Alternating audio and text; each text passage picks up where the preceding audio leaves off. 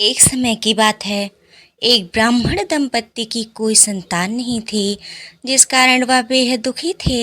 एक समय ब्राह्मण वन में हनुमान जी की पूजा करने के लिए गया।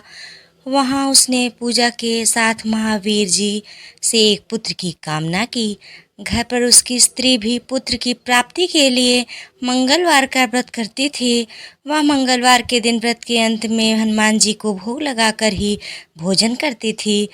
एक बार व्रत के दिन ब्राह्मणी ना भोजन बना पाई और ना ही हनुमान जी को भोग लगा सकी।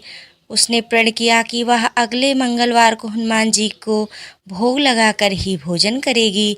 वह भूखी प्यासी 6 दिन तक पड़ी रही। मंगलवार के दिन वह बेहोश हो गई। हनुमान जी उसकी निष्ठा और लगन को देखकर प्रसन्न हुए। उन्होंने आशीर्वाद स्वरूप ब्राह्मणी को एक पुत्र दिया और कहा कि यह तुम्हारी बहुत सेवा करेगा। बालक को पाकर ब्राह्मणी अति प्रसन्न हुई। उसने बालक का नाम मंगल रखा। कुछ समय उपरांत जब ब्राह्मण घर आया तो बालक को देख पूछा कि वह कौन है। पत्नी बोली कि मंगलवार व्रत से प्रसन्न होकर हनुमान जी ने उसे यह बालक दिया है। ब्राह्मण को अपनी पत्नी की बात पर विश्वास नहीं हुआ। एक दिन मौका देख ब्राह्मण ने बालक को कुएं में गिरा दिया। घर पर लौटने पर ब्राह्मणी ने पूछा कि मंगल कहाँ है। तभी पीछे से मंगल मुस्कुराकर आ गया।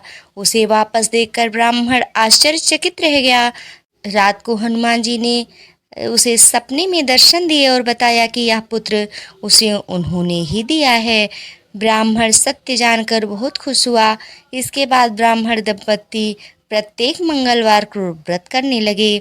जो मनुष्य मंगलवार व्रत कथा को पढ़ता या सुनता है और नियम से व्रत रखता है, उसे हनुमान जी की कृपा से उसके सब कष्ट दूर होकर सर्व सुख प्राप्त होता है और हनुमान जी की दया के पात्र बनते हैं।